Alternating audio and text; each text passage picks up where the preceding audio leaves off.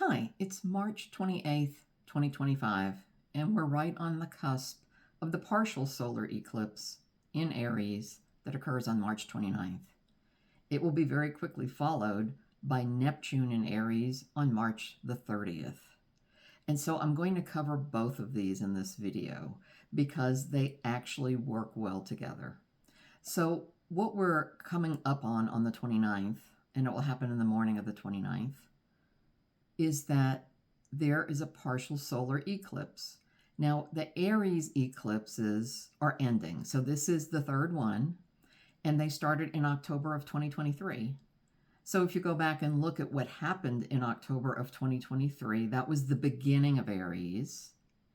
And then now you would have the ending, even though solar eclipses are usually new starts.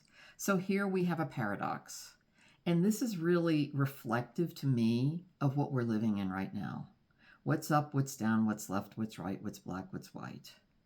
So on one hand, the solar eclipse in Aries would say, new beginning. It's a new moon. On the other hand, it's an eclipse. So it would slow that down a little bit and say, maybe think about that.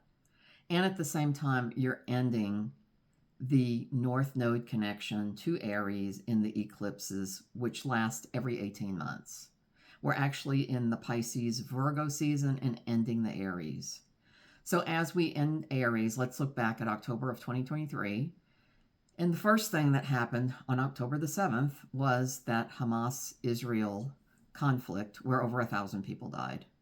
So immediately we see that Aries, traditionally the god of war, but really is supposed to be the protector of people and of the tribe, is very active in an aggressive act of one group against another in a part of the world that has been conflict-ridden for thousands of years.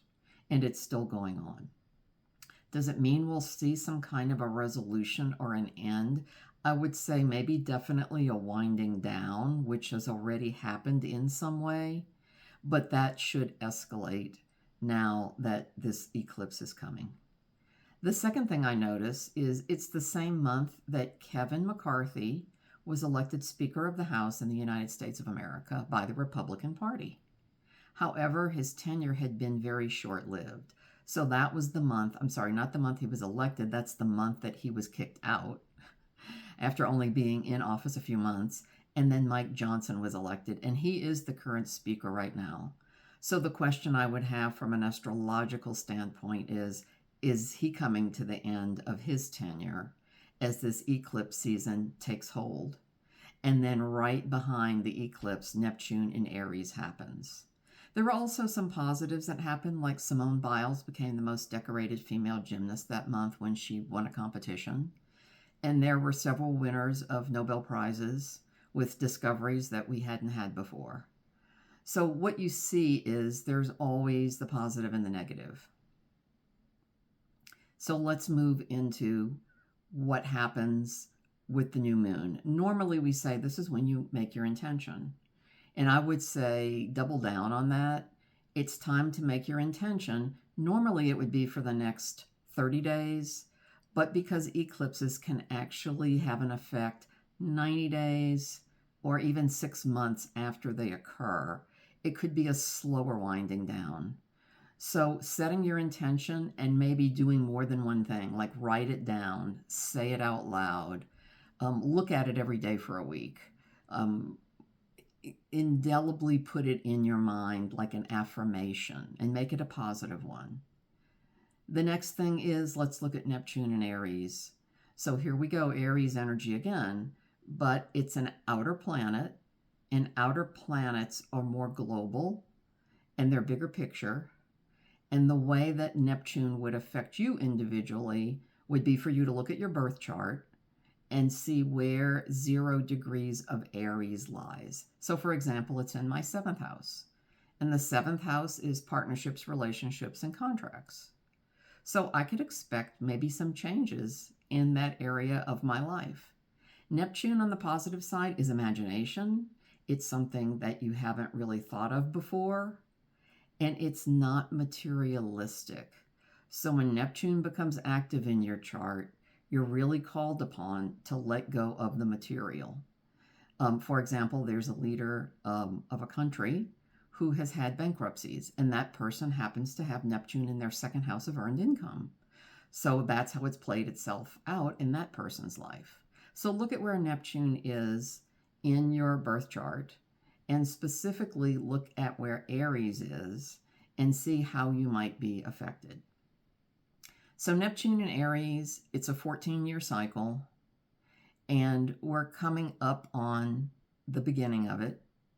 The last time Neptune was in Aries in the United States was the biggest historical event, and that was the Civil War, where it was brother against brother, family against family, North against South, and we had a lot of red against blue there, which has played itself out since that time.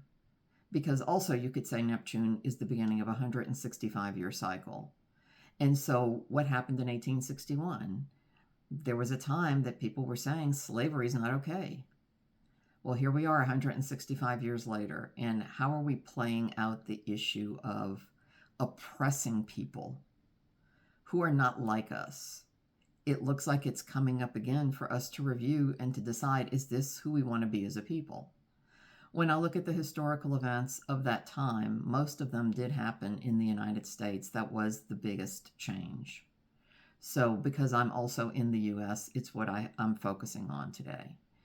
Neptune in Aries in earlier times also had changes, like Henry VIII started the Church of England during a Neptune in Aries cycle. And you can go back in time and see, because so much in history was about war. So you see a lot of battles and you see a lot of war breaking out. However, I don't want to make too much of that because, again, that was really the way that people lived. It was just what happened in our cultures for thousands of years. And we're still playing some of that out.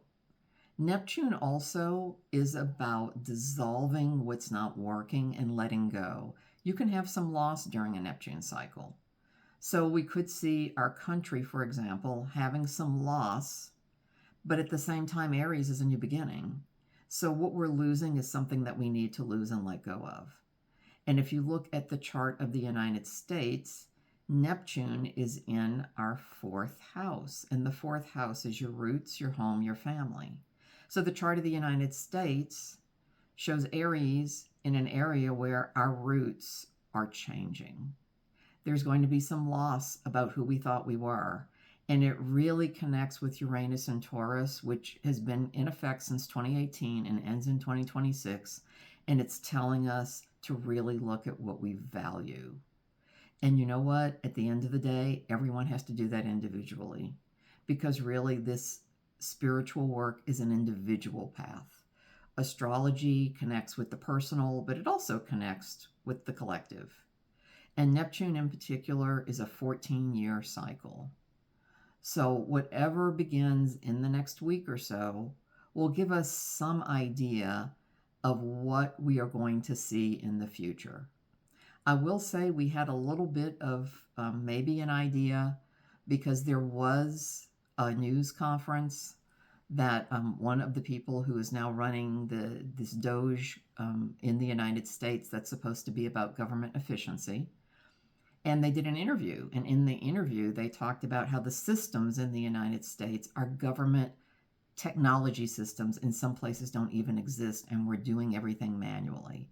And in particular, they focused on the retirement system and said that there's this huge location with tens of thousands of files, and everything's done by paper.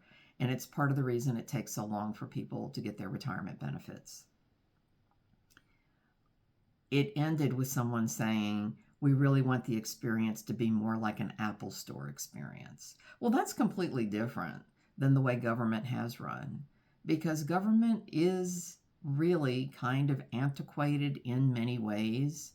I mean, look at our IRS and how we file taxes and how ridiculously complex the regulations have become. Now we have software to help us navigate it, but I can tell you that when I did my taxes this year, it's become more and more complicated because they keep asking me more questions that don't even apply to me. I really don't know what's happened, but the technology that used to help us and make things easier has also become more complicated. So we'll see what happens with the changes. But Neptune is imagination. It's about something that we could do that's different than can we imagine and have a vision for what's different than what we're doing now. And that's a lot of what you see, not only in the United States, but it's going on around the world. I hope this has been helpful to you, and take care.